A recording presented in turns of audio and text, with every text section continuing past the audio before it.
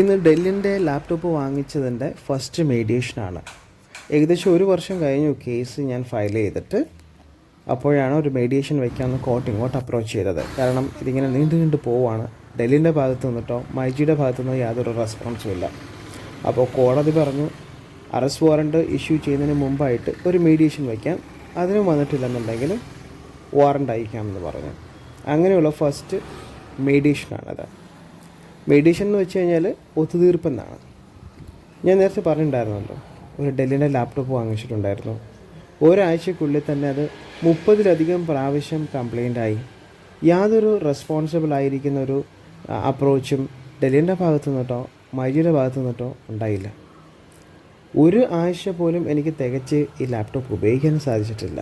ഏകദേശം 80,000 രൂപ കൊടുത്തിട്ടാണ് ഈ ഒരു പ്രൊഡക്റ്റ് ഞാൻ വാങ്ങിച്ചത്.